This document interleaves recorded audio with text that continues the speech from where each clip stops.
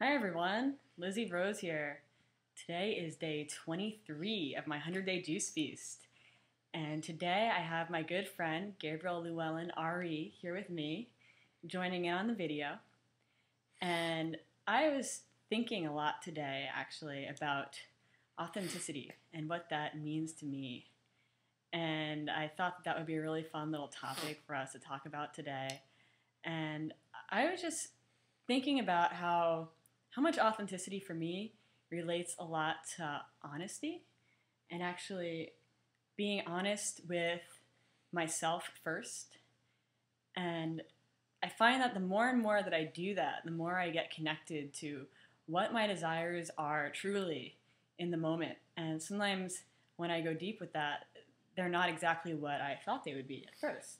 Mm-hmm. Often my body is giving me a different message than what my mind thinks I should be doing. Often my mind wants me to forge ahead and make a bunch of changes and just be on it, be on it, be on it, go, go, go, while my body actually wants to go at a much slower pace or just wants to spend half the day maybe laying in the sun or something like that.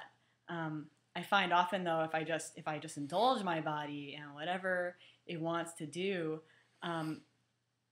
that can pay off to a certain extent, but I really have to be also willing, almost like dealing with a little child, like really. One way to get out of resistance for me, I guess, to dealing with something or to see if there's something under wanting to take a certain action is kind of just to be like, oh, okay, yeah, you can do that. You can do whatever you want. But but this thing over here that you're feeling like a little afraid of or nervous about or avoiding, let's just look at it. And let's just take a look at it. And usually as I start to do that, I just start to unravel. So much unravels. And something that I was resisting, I actually start to be able to move in that direction, see it for what it is, and move through it. And so for me, that's a really big deal. It's a really big deal. Thank you. Yeah. And I'm finding that to be truly authentic, it's that requires being honest with myself first, because to me, being authentic is like a really present moment state.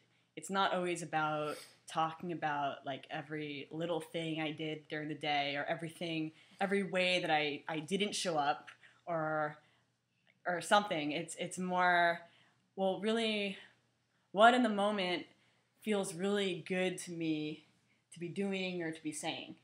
What feels like really rightful? It's kind of like a mix of like receptivity to myself and then also like outward creativity and action. I'm curious, Gabe, what you think of my little monologue. I was thinking about that a lot today, so I had a lot to say.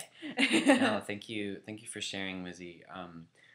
Well, geez, I personally am really committed within myself to being an authentic expression in this world, whatever that looks like, whether that is doing something with the radio station that I run, Realms Radio, or it is just my own personal life, my own personal dietary choices. You know, I know we just talked about that right before this video, about how our diets are changing, and we're really getting a lot of new formats for what that could look like for us, and how it's really crucial to not follow a certain set of dogmatic rules for yourself that are created by someone else. It's really about you finding what's within you and what you feel like you need to do, and trusting that and then implementing it. So if you read all this stuff about raw food and you're getting excited about that, great, try raw food. It's just, if you late at night feeling like you need some quinoa and beans, let yourself have that, because you ultimately know what you need with everything, not just your diet, with every single thing. You are your own answer. And so it's important to facilitate and establish that connection within yourself to extract that information. And then, of course, it's about following it, because a lot of us get guidance and then we don't do anything about it. And so it's really about listening to yourself and trusting yourself and loving yourself enough to be honest with yourself and implement those new ways of living into your life. Love yourself. Yeah, and isn't that the most important thing, is to really love yourself? Mm-hmm. That then everything becomes authentic. That's a good point. Yeah, that's a really good point. Every single thing becomes authentic when I really love myself, when I decide to take a step back from working so hard on projects that I'm doing, because I need to take care of myself so I can actually show up more in every single area of my life, which then my whole life improves. So it's just really about loving yourself. It's about being a parent to yourself and taking care of yourself now that you're an adult and you don't have a parent to take care of you. Actually, that's not true. You do have a parent to take care of you, and it's you. It's you. And that's what being authentic is to me. It's really about loving yourself and honoring yourself. Oh, I really like that. I really like that. I've been finding that to be more and more true for me each day.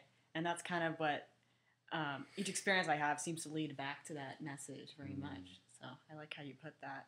That's what we're all being called to do right now. It's early 2012. We're really being called to let go of our pasts and really step forward into our future. And the way to do that is by honoring ourselves first, putting ourselves before anyone else, putting ourselves before anything else, any project, any business, anything. We come first. And that's the new energy. And if that is something that inspires you, that's really a calling for you to really wake up and start to love yourself, because now is the time. You know, there's no point in waiting. There's no point in putting this off. You have the moment right now to choose, and you're being given an opportunity by the universe at every moment, but really you're being reminded that you have that choice right now to do so.